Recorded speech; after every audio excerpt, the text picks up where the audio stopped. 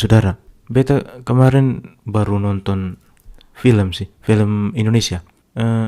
Ya sudah lumayan jarang sih nonton film Indonesia, tapi kemarin minggu yang lalu sih nonton film yang keluar tahun 2021 sih, tapi baru sempat nonton. Judulnya Seperti Dendam, Rindu Harus Dibayar Tuntas. Film ini kayak apa ya? Latarnya itu dibuat 80-an dan berbeda sekali dengan film-film yang modern ya. Film ini justru tanpa edit-editan yang CGI segala macam yang ribet ya. Dan jalan ceritanya pun tidak sederhana ya.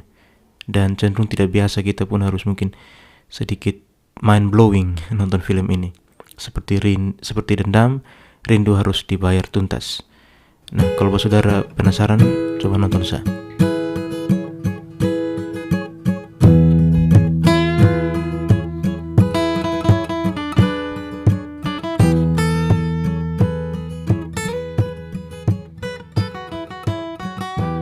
Nah, karena film ini kan berlatar 80-an ya, kalau saudara nonton tuh memang kayak kualitas gambarnya, kemudian adegan yang ada tuh kayak dibuat supaya kita kembali ke masa itu. Nah, tentu saja beta juga ada beberapa momen nostalgia di film ini nih saudara. Tapi beta tidak mau spoiler ya saudara. Tapi ini beta mau cerita sedikit tentang dia punya apalah hal-hal yang buat beta suka dengan film ini, dan juga ada aroma-aroma nostalgianya. Jadi pemeran utamanya itu namanya Ajo Kawir, bertemu dengan pemeran wanita namanya Iteng. Nah, ternyata si Iteng ini ya, pemeran ceweknya ini suka sama si Ajo. Nah, Ajo ini ceritanya dia kayak preman kampung begitu. Nah, kebetulan karena tadi kita sudah sebut juga bahwa ini film latarnya di tahun 80-an. Jadi waktu itu kan belum ada tuh HP, WhatsApp, IG, FB dan lain-lain itu belum ada. Jadi yang beta suka di film ini tuh sorry ada bunyi apa tuh. Oke. Anyway, jadi beta lanjutkan. Jadi tidak ada yang namanya ini saudara medsos ya. HP pun mungkin saat itu belum ada ya. Jadi kalau orang mau mengirimkan pesan itu kepada seseorang ya pakainya radio.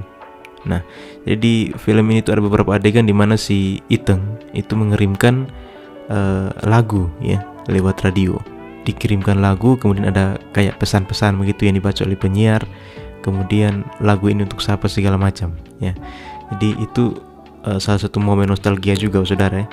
Dan ya di momen inilah beta mau cerita sesuatu saudara.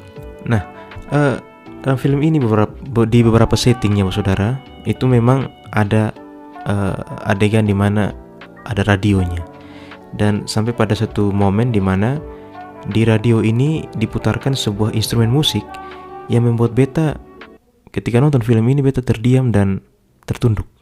Nah, ini instrumennya saudara.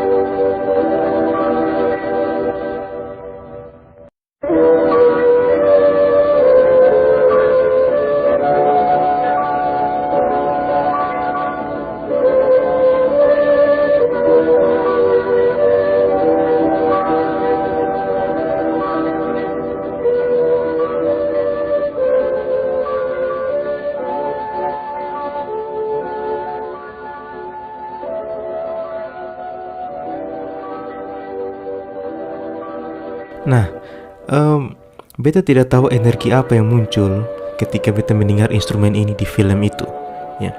Tapi yang terbayang ketika beta mendengar instrumen ini adalah masa kecil, orang tua, lingkungan bermain, kondisi kampung yang ceria dan teduh, dan mungkin masih banyak lagi yang lain ya. Mungkin saudara pun punya pengalaman yang sama dengan instrumen ini. Instrumen ini biasanya diputar di RRI ya, Radio Republik Indonesia. Dan mungkin anak-anak sekarang ya, tidak familiar dengan instrumen ini. Namun mungkin yang kayak beta ya, lahir tahun 90-an, besar 2000-an, itu masih ada tuh instrumen ini ya. Beta pun bingung dengan apa sih, kenapa sih sebuah instrumen atau mungkin sebuah lagu atau kita bisa sebutkan sebagai musik itu kok bisa membawa, kayak membuat kita seakan-akan kembali ke masa di mana kita kental dengan momen itu ya. Nah, beta kemudian baca beberapa tulisannya. Beta kutip dari kumparan.com ini, hubungan antara memori dan lagu, saudara. Jadi ini ada seorang peneliti ya, bukan peneliti, penulis buku, namanya Patrick and Jocelyn. Ya, dia buat buku judulnya Musical Emotion Explained tahun 2019. Dia mengatakan bahwa musik tidak hanya membangkitkan emosi pada tingkat individu, tetapi juga pada tingkat interpersonal dan antar kelompok. Pendengar mencerminkan reaksi terhadap apa yang diekspresikan musik, seperti kesedihan dari musik sedih atau keceriaan dari musik bahagia. Oke, itu standar ya. Musik adalah salah satu cara untuk membangkitkan emosi dan ingatan. Nah, ini yang mungkin tadi beta alami ya, atau saudara yang mendengar musik tertentu kemudian ingatannya kemana-mana. Nah, seorang dokter namanya Oliver Sacks itu bagian dari alasan kenapa kita sangat emosional atau ingatan kita bisa kemana-mana ketika dengan musik adalah karena mendengar musik melibatkan banyak bagian otak, memicu koneksi dan menciptakan asosiasi ya. Ada dulu di biologi namanya sistem saraf pusat ya. Jadi otak kita itu bisa kemana-mana. Kenapa memori dan ingatan kita bisa melayang kemana-mana ketika dengar musik? Karena ternyata menurut si dokter ini ya, musik itu bisa melibatkan seluruh banyak bagian otak yang terlibat ketika kita mendengar musik. Ingatan atau memori tertentu yang muncul saat mendengarkan lagu ternyata berhubungan dengan yang namanya hipokampus dan korteks frontal atau bagian otak besar ya. Berarti kalau otaknya tambah besar, ingatannya juga tambah besar. Nah, kedua bagian otak ini merupakan area yang terkait dengan memori atau ingatan dan menyimpan berbagai informasi yang didapatkan setiap hari. Saat mendengar musik, maka hal ini juga akan membangkitkan bagian otak yang berhubungan dengan emosi dan ingatan. Wah, jadi musik ternyata punya energi yang begitu besar, saudara. Jadi mendengar lagu juga akan mengenai bagian korteks visual otak kita, sehingga pada saat mendengarkan lagu, otak akan segera mengaitkan lagu tadi dengan ingatan atau gambar lain yang terjadi saat kita mendengar sebuah lagu untuk pertama kalinya atau terus-menerus. Nah, ini penjelasan ilmiah yang menurut beta bisa menjawab kenapa ketika tadi beta dengar instrumen RRI tadi, kok beta punya ingatan kembali pada tahun 90-an ketika beta masih kecil, karena ibunya beta itu sering sekali setel radio. Dan bukan ibunya beta, tetangga-tetangga pun dulu sering setel radio ya, bukan informasi kita dapat dari radio. Dan instrumen RRI itu sangat-sangat kental di ingatan kita, mungkin Pak Saudara juga. Itu penjelasannya. Kayak ada juga satu momen di mana beta masih ingat salah satu albumnya Green Day, American Idiot, itu keluar, beta lupa tahun berapa, tapi kakaknya beta itu kan beli album itu, beli kasetnya itu tahun sekitar 2003 atau 2000 berapa tuh, lupa juga. Jadi ketika dia beli itu album American Idiot, karena di rumah itu dia sering setel segala macam, jadi sekarang tuh kalau beta iseng buka Spotify kemudian buka album American Idiot, mendengar dari track pertama sampai track terakhir, itu kayak memang membawa beta punya memori kembali pada itu momen ketika 2000-an tadi. Memang musik tuh yang luar biasa, saudara.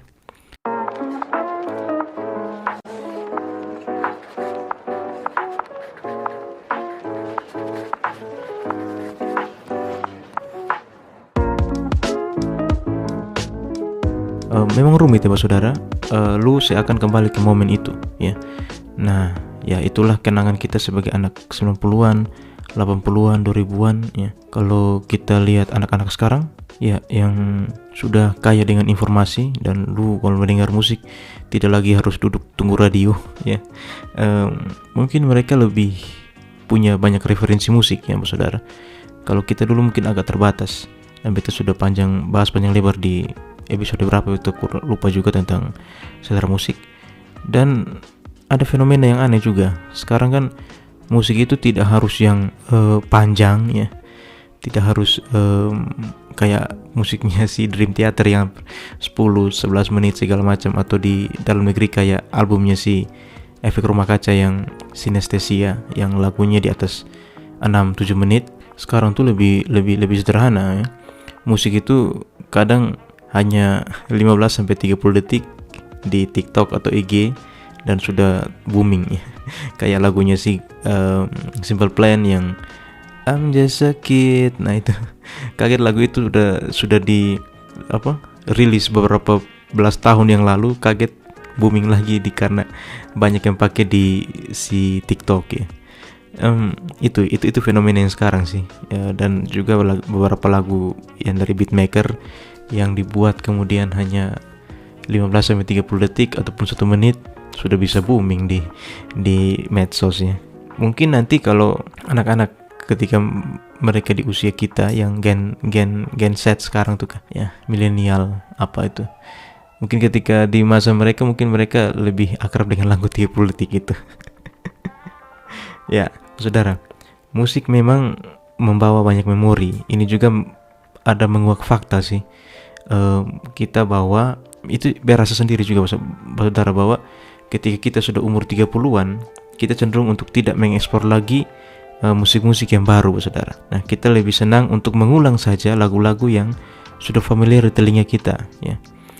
Nah, kalau beta sih memang masih eksplorasi musik-musik baru, tapi tidak semilitan dulu. Pokoknya kalau punya referensi sedikit, harus cari kasetnya segala macam. Kalau sekarang mungkin masih mendengar musik-musik album-album baru, tapi tidak semilitan dulu lah. Contohnya untuk yang di luar, kita lagi suka dengar HC nih, hardcore, Turnstile ya. Turnstile album yang Glow On tahun 2021 itu lagi sering beta dengar. Ataupun kalau di dalam negeri, setelah albumnya The Adams tahun 2019 atau awal 2020, sekarang lagi senang dengar band lagi nih, band yang lumayan asik sih, musiknya fresh, nama bandnya Perunggu. Nah itu lagi senang dengar juga sekarang. Pertanyaannya, kenapa kita cenderung untuk kadang berhenti di usia 30-an untuk tidak mengekspor lagi banyak musik? Nah, ini beta kutip saudara dari artikelnya Pop hari ini ya. Mereka menyebut kondisi ini dengan istilah musical paralysis. Nah, apa nih musical paralysis saudara? Jadi ini yang menjelaskan kenapa kita tidak lagi mau mengeksplor banyak musik saudara ya. Berdasarkan riset ya, yang dilakukan layanan musik streaming asal Prancis, Deezer, kondisi mentoknya selera musik itu di usia 30-an ini disebut dengan musical paralysis. Nah, ini kondisi ketika seorang berhenti mendengar musik baru dan mendengarkan secara terus-menerus musik yang sama secara berulang-ulang. Pokoknya yang beta suka saja yang dan ramah di beta punya telinga yang beta dengar ya. Kedulu beta 90-an ya, kalau pop arus utama ya kayak Jamrut, Tip X, Dewa 19, Ceylon 7 misalkan. Beta mungkin tidak lagi explore musik-musik baru kayak Sissy Tipsy, mungkin kayak Hindia atau yang lain. Mungkin beta tidak terlalu explore, mungkin dengar sih tapi tidak yang digging tuh kan, tidak yang menggali, tidak seperti itu. Nah, dalam riset ini Deezer mengumpulkan 1000 responden dan menanyakan apa preferensi musik dan kebiasaan mendengar musik yang mereka lakukan. Hasilnya, 60% responden menyatakan mereka berhenti mendengar musik baru dan terjebak dalam lingkaran atau genre musik yang sama. Sisanya orang-orang yang mau mencoba atau menikmati musik rilisan baru. Ini sih tidak masalah sih saudara. Itu kan tergantung lu juga. Sebagian besar responden menyatakan mereka enggan mencoba musik-musik baru karena beberapa faktor. Di antaranya karena adanya kesibukan untuk bekerja dan merawat anak jika mereka sudah berkeluarga. Jadi ya secara hitungan normal kan harusnya lu di usia 30-an kan lu tidak lagi sendiri. Lu sudah berkeluarga. Nah, di situ mungkin lu sudah malas untuk aduh ini sekarang yang top 40 apa ya gitu. Dengar segala macam. Nah, itu mungkin sudah jarang. Lu lebih sibuk untuk lu kerja, untuk lu mungkin urus lu punya anak segala macam. Ya, saudara. Yang menarik dari riset si Deezer ini adalah mereka menemukan bahwa lokasi di mana kita tinggal ternyata mempengaruhi musical paralysis yang terjadi. Sederhananya, jika kita tinggal di wilayah urban seperti ya Jakarta atau apa, maka musical paralysis yang terjadi pada diri pun akan berbeda dengan mereka yang tinggal di wilayah pinggiran atau terpencil. Nah, riset Deezer tersebut tidak menjelaskan alasan kenapa musik paralysis ini bisa berbeda di tiap wilayah. Namun, menurut si Pop hari ini, kondisi geografis sebuah wilayah tertentu berpengaruh jika mempertimbangkan adanya ketimpangan infrastruktur atau akses untuk mendengarkan musik. Ya, jadi jangan heran kalau di NTT ini banyak yang sukanya lagu nostalgia. Tidak masalah juga karena kalau lu acara-acara pesta atau lu dengar weekend orang karaoke, itu aneh, saudara. Biasanya itu sangat random tuh kan. Tapi beta baca polanya, biasanya itu mereka mulai dengan lagu-lagu pop Indonesia ya, kayak mungkin Padi atau apa gitu, Salon Seven, Dewa ya, Kangen. Nanti setelah mungkin rabbit hole-nya itu sudah selesai ya, nanti mereka akan pindah ke pop Indonesia yang lebih lebih country lah, seperti ya bisa kita sebut Iwan Fals, lagu-lagu Bento segala macam itu kadang juga di karaoke kan kalau kita dengar di sekitarnya beta di sini. Ataupun setelah Iwan Fals sudah selesai, kadang mereka langsung beralih pada ya musik nostalgia. yang evergreen begitulah Indonesia. Itu ya. Jadi memang lingkungan kita itu juga mempengaruhi bagaimana kita untuk asumsi musik kita tuh kah? Konsumsi musik kita, itu juga mempengaruhi.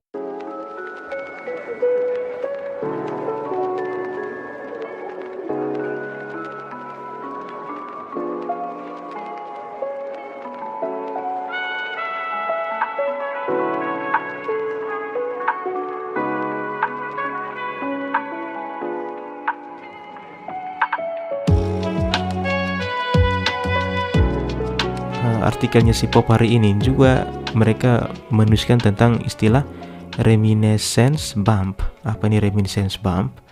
Ini istilah untuk psikologi, saudara. Reminiscence bump bisa menjelaskan kenapa dalam hal mendengar musik selera kita mentok di 30 tahun. Kenapa pada usia 30 tahun kita mentok terjebak dalam musik paralysis. Jadi dia penjelasan lanjut dari si musik paralysis tadi. Nah, ini musik yang paling nyantol di diri kita adalah musik yang kita dengarkan sejak usia remaja. Kalau usia remaja versi WHO itu 12 sampai 24 tahun sampai di usia ya 30 tahun. Nah, menurut Steve M.G. Jensen dan kawan-kawan dalam artikel berjudul Temporal Distribution of Favorite Books, Movies and Record, Differential Encoding and Resampling yang dimuat di jurnal Memory, Reminiscence Bump adalah sebuah kecenderungan seseorang untuk mengingat dengan jelas, menggali dan memanggil ulang kejadian dari masa remaja hingga dewasa awal. Jadi sistem memori paling efisien terjadi di kita masa remaja dan awal masa dewasa. Ya, jadi kenapa kita merekam banyak hal di saat itu? Ya, saudara. Reminiscence Bump menjelaskan kenapa si penulis artikel Pop hari ini dia mau berusaha untuk mendengarkan begitu banyak musik baru. Dia akan selalu kembali pada musik-musik di remaja. Itu pun beta. Kadang beta mau dengar misalkan kayak Turun Style tadi. Tapi ada momen-momen tertentu ya, style lagi Linkin Park, style lagi Red Hot Chili Peppers, style lagi apa gitu. Atau beta berusaha mungkin untuk mendengar kayak Sissy Tipsy. Ya, beta dengar juga albumnya. Tapi ujung-ujungnya tetap kembali pada The Adams, dewa apa dan seterusnya. Jadi tidak masalah sih saudara. Kalau di artikel ini si penulisnya juga menulis begini, sesuka apapun kita dengan satu musik yang menjadi selera kita, akan ada titik ketika kita merasa bosan dan jenuh dengan musik itu. Di saat inilah kita bisa memanfaatkan dengan mendengar musik-musik baru di luar selera kita. Oke, ya toh. Kadang kita juga bosan dengan musik di zaman kita ya. Mungkin saat itulah kita harus digging musik-musik baru ya. Kalau menurut artikel ini dia kutip salah satu lagunya Efek Rumah Kaca, pasar bisa diciptakan. Jadi menurut dia selera pun bisa diciptakan. Oke Pak Saudara, edisi ini sih beta hanya mau menggugah Pak Saudara sih yang dengar bahwa kadang kita mendengar musik yang di waktu kita remaja, masa kecil, kayak tadi si instrumen RRI tadi. Ternyata memang musik itu anugerah sih menurut beta, bahwa lu dengar, lu bisa kembali pada masa itu dan mungkin bisa menjadi suatu cermin juga sih. Oh oke. Beta sudah usia gini nih. Beta sudah bagaimana hari ini ya. Dan alatnya si musik tadi mungkin bisa menjadi bahan perenungan mungkin, atau apapun itu. Lu bisa interpretasikan sendiri lah. Oke. Seperti beta pembahasan, kalau beta bahas musik, tentukan lu punya soundtrack hari ini sih, dan nanti lu bisa kenang nanti. Kepada saudara, cheers.